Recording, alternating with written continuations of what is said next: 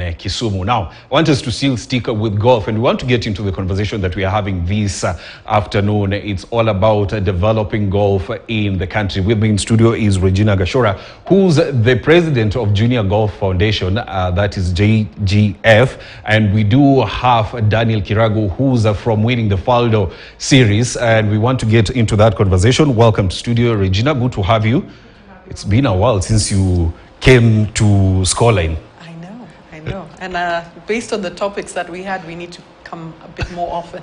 Definitely. Welcome, Daniel. How are you? Thank you so much. I'm very well. Maybe yourself? I'm doing well. That's lovely. You had a fantastic weekend?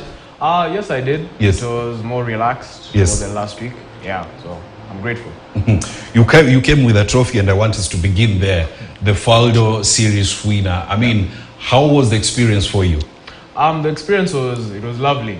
It being my second time playing the Faldo and actually winning it back to back, it was quite amazing. And now getting to qualify to go back to Abu Dhabi and compete with, they say the creme de la creme of junior golf. It's going to be an opportunity for me to showcase my golf talent there. Definitely. What can you say about the competition this year, having in mind that you had to go for a playoff? Oh, the competition was stiff. It was better than I expected. I'm not gonna lie. They caught me off guard, but thank you. It was Krish Shah. He's a really talented golfer. He's upcoming, and yeah, he's going to do a lot of wonders out here. Yes, Regina. Yes. People will be asking themselves, what is this, Faldo series? What is it all about? Okay, so Nick Faldo series was started about 20 years ago by Sir Nick Faldo. He's one of the top 5 golfers of all time. So most people knew Tiger Woods. Nick Faldo is in the top 5 golfers of all times. And after that, he did broadcast with CBS, and he's very much involved in golf. So what he did, he started a foundation to teach golfers around the world to become elite golfers like him. And one of the most prominent of his alumni is Rory McIlroy, who at one point was the #1 player in the world. So the tournament that Kiragu is going to, he's going to be actually meeting Sir Nick Faldo. We'll be training with him, and will be playing against what he said, the creme de la creme, the best players in the world, to win the Nick Faldo finale. So we, as Kenya, are the only country in Africa that has the Nick Faldo. This is the second year. We went there last year. We saw fantastic golf, top-level golf. Golfers that we know we will see in the PGA and the DP world very soon. And Kiragu is one of the fortunate players to be going to the tournament for a second time. And I'm sure now he's prepared to play with the best of the best. This will be the second time, Kiragu, you're going to the UAE for the Nick Faldo. I mean, what are your expectations now for this year? Definitely my expectations is finish higher up in the podium than last year. Hopefully, if all goes well and the gods of golf are with me, hopefully I'll actually bring the trophy back home to Kenya with me. And yeah, I can be able to qualify now to play a DP World Tour event if I win the tournament. Yeah. Do you feel like taking part in Kenya Open this year, also broadened your experience in terms of playing with, some of the experienced players from the world? A lot, because even the conversations we were having with them on the golf course, you could see there's so much maturity and there's so much experience with them that it actually rubbed up on me. And I got to see the game in a different perspective than what I used to see it in. Yeah, and I can say it has really helped me improve in my game. You're touted as one of the most promising golfers that we have in the country. Does that tag give you pressure? Actually, no. It gives me morale to continue and being the best. There's always people trying to catch up with me, and that's a competition I'm worried about. So I'll always try to keep up and stay ahead of my game, so I can actually try and, move up the leaderboard, so that I can actually not be caught. Yeah. Last year, before we go to Regina and she tells us about junior golf, last year you were given a scholarship by the National Olympic Committee of Kenya. I mean, how did this boost you? It boosted me in the terms of now I can't get to worry about how my golf future is, because now I know with the support of the government, I can be able to further my knowledge in golf and hopefully, compete now into the into different tournaments internationally, like the way now JGF has organized with Faldo. So at least I get to experience more and broaden my competition, like actually see if I can have a breakthrough into the golf industry and actually hopefully make it into a living. Yeah. This was, you know, an Olympic scholarship. Yes. The Olympics are happening next year. Probably, do you see yourself getting to take part in the Olympics one day? Yes, definitely one day. That's what I'm working for. That's actually always been a dream for me. Getting to participate in the Olympics and actually carrying my flag high, being, can we say, among the only Kenyans, which I know there's a lot of competition out there, so I'm pretty sure I won't go alone. Yeah. Your thoughts on junior golf? Junior golf, it's better than it was. I'm not going to lie. The competition has become stiffer, and the game of golf is growing in a very positive way in Kenya. And I love the way it's going. You love the way it's going. Yeah. It's good that you mentioned. So, since Regina is here, she will be telling us more about that. Regina, you've been you've had junior golf, you know, tournaments in the country, and you also had the U.S. Kids, you know, golf program. How's that aided junior golf in the country? First of all, US Kids has been a fantastic foundation program. I think the last time I spoke to you, I told you it's like primary school. It was a very, very good program to get juniors to start playing golf and intermediate golf, going in towards advanced golf.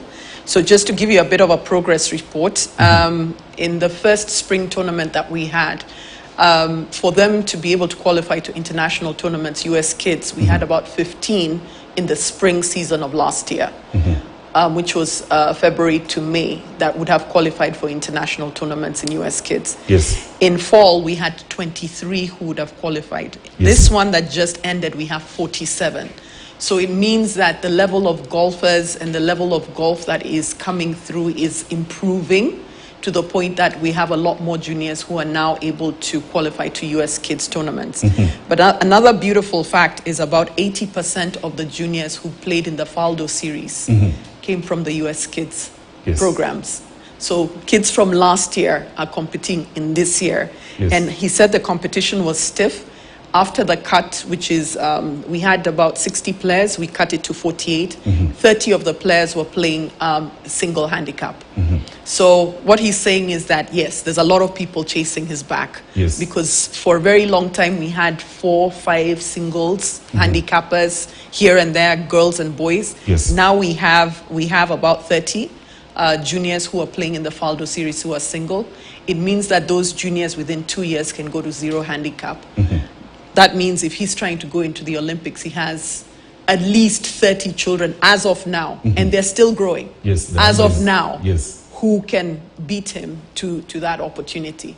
So in terms of growth, we have huge growth in terms of juniors as they go from the US Kids program, going into the world ranking tournaments like Faldo, and becoming much better golfers. How's the support been, you know, from the government and also other partners in junior golf? I must say the government has been very supportive. First and foremost, in supporting the ladies tournament in Vipingo. We had 5 ladies who played, and one of them being a junior, Chanel Wangari. We also had in the men's tournament, which happened in Muthaiga, the Magical Kenya Open, where Kiragu was able to compete. So it opens up a lot of opportunities for these juniors to be able to play international tournaments. And those are things that are sponsored by government. Government has also sponsored interministerially. They're in the process of nearly finishing the golf course at Lenana's school. So you've heard that we're trying to build school golf in schools. And Lenana's school, once that golf course is finalized, it means that we can do inter-school tournaments in Lenana. Will Lenana be like a performance center? It will be a performance center. So that will be our very first performance center. The next performance center will be in Kasarani, but the most important one for us to finalize is the one in Lenana, because Lenana gives access to all schools. Being a public school gives access to all schools access to be able to play in a golf course that is a public golf course.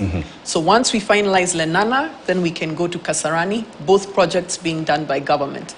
Also, government is very supportive in terms of giving us waivers if we need waivers. and also in financial support for any of our national teams going out of the country.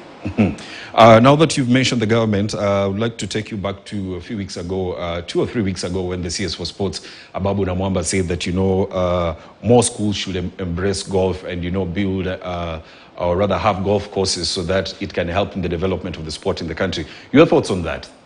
My thoughts are this: the wonderful thing that the CS once said is that a lot of schools may not have classrooms, but they all have a football pitch. So for most of golf, 80% of golf can be played in a football pitch. So in terms of access, most children can be able to access at least 80% of golf from a football pitch.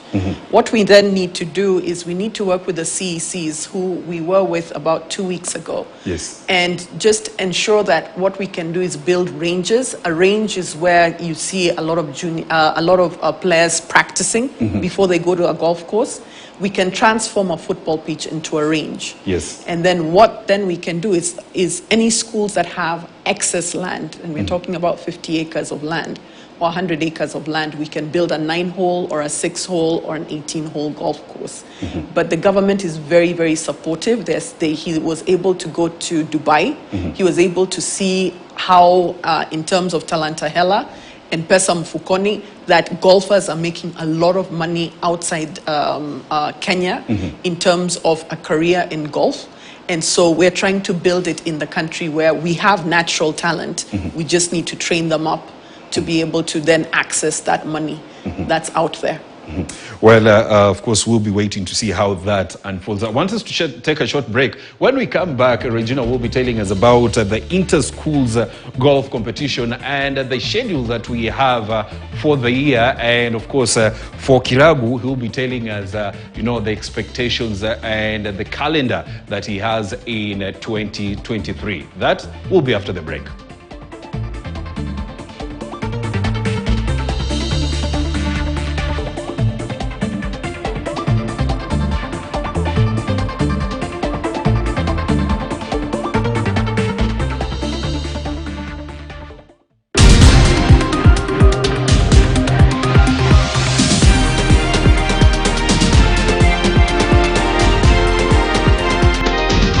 KTN News. Get the whole story.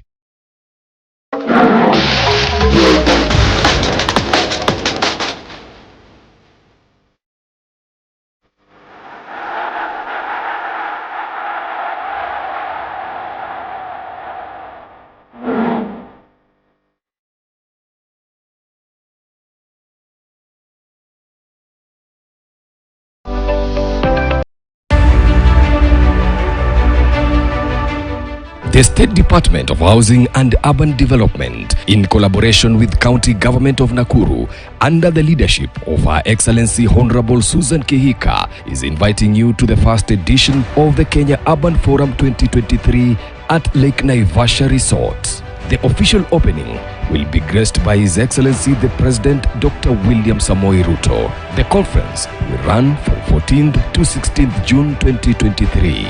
Themed, The Future is Urban.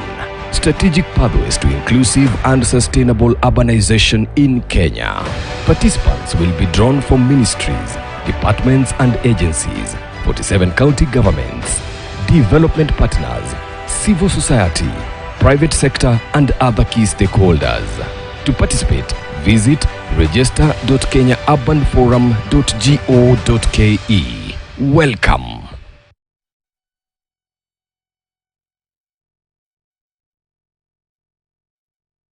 Prepare yourself for an electrifying experience that will rev up your engines and leave you breathless.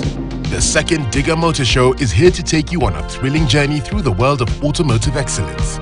Check out the sleek and sophisticated luxury cars and witness the unveiling of the hottest new models from renowned manufacturers, each one pushing the boundaries of style and performance. Mark your calendars for the 20th to the 23rd of July 2023 at the KICC and get behind the wheel of your dream car. Be ready to experience the second edition of the Digger Motor Show. Come and ignite your passion for cars. You don't want to miss a single moment.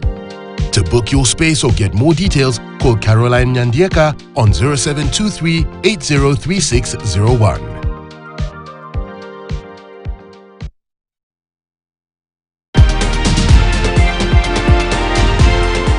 This is KTN News.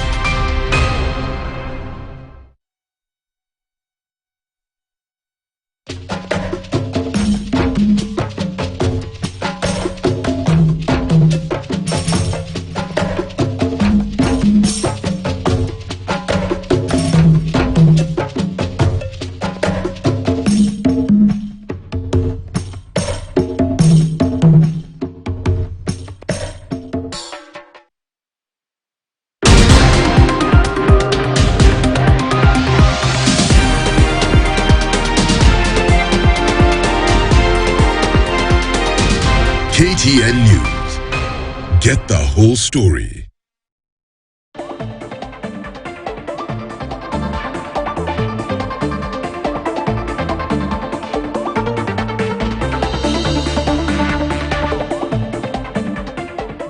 Welcome back to Scoreline. My name is Robinson Okenye. Today, remember, our focus is on junior golf in the country. Before we get into the Champions League, first part of the show, we are speaking with, we were speaking to Regina Gashora, who's the president of Junior Golf Foundation, and Daniel Kiragu, who's fresh from winning the Faldo series, who will be taking part, will be going to the United Arab Emirates to take part in the Al Nain Championship, which brings together some of the most promising youngsters that we have in the world. I want us to continue that conversation for briefly before we get into the Champions League. So, Regina, we've spoken about, the government support and building high performance centers in the country, but we do have the inter-schools, championship. What can you say about that? And if you can elaborate how it's played.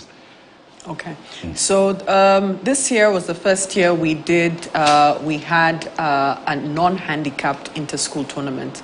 We have had a handicapped inter-school tournament for over 30 years. It's called the Leslie Shaw Inter-Schools Tournament, and it's held in October. And from last year, we got a lot of feedback from a lot of schools that they had juniors who played golf that were not handicapped, and if we could try and find a way of having a tournament for them. So what we did in March and in May is we had the inter-schools non-handicapped tournament, meaning you could be handicapped or non-handicapped. Yes. It was based off gross. The first tournament in March, we had 20 schools. In May, we had 25 schools that participated. They played against each other, and it was a very, very good showing, actually. What the feedback now that has come from the schools is we now want a weekly and a monthly tournament. So the schools are very interested. One of our biggest agendas is golf in schools. We've learned from other disciplines, football, athletics, rugby, that if you want to grow sports, you have to grow it in the schools. So we are working with the schools to see how we can put that program together, but both tournaments were very successful. And then we will still have our Leslie Shaw tournament in October. Yeah. And aside, still on that, girls, having girls take part in golf, as junior golf, what probably you're doing to entice more girls into the sport? Okay, so that is one of my personal agendas. I have two girls who play golf and my son who play golf. And what we're trying to do is we are trying to make golf fun. So we try and make it fun, the training fun. We try and make them become friends with each other, so that even as they're going to the golf course, it's not just about playing golf, but it's also about making friends. One of the statistics that I realized that we have in Kenya that we don't have anywhere else is we have more girls who play golf in Kenya than anywhere else in the world. That's impressive. That's very impressive. Yes. And I realized that because we anchor ourselves with the other US kids tournaments, and we look, and every time we do a tournament, we have about 60 girls participating in our US kids tournaments, which is one of the highest numbers in the world. And the reason being is we anchor it on friendships. So we bring girls in, we make sure that they become friends with each other, and they continue playing golf together. And that is really, really growing the game of golf within the girls. And then now what's happening is the boys are also happy to play with them because now they're finding that the girls are very, very competitive. So the game is growing on both sides because the girls are finding a space where they feel like they belong and they feel like they're having fun. And it is growing exponentially in terms of the girls' space. Yes. And Daniel, as we wind up, how does your year look like after you've gone to the UAE? So far, my year looks like I'll be playing more of the Kenya Amateur Series. That's the GOTY where I get to compete with the senior level players in the country and try weigh my goals with them and see if I can actually beat these guys. Yeah, so hopefully that will be all well and done. Yeah. Regina, as we wind up, tournaments to look out for in junior golf this year? Just a quick one on All Africa Junior Championships. Yes. Just wanted to give a shout out to the girls who were third place position. They were the youngest team. So they had an average age of 14. Yes. And the tournament was 18 and under. Tournaments to look out for. We're going to have a break. Finished third. They finished third. Yes. Yes, they That's finished impressive, third out of 11 countries. And first time that they've ever been on the podium as the girls. And the fact that they were the youngest team, the future is looking very bright for them.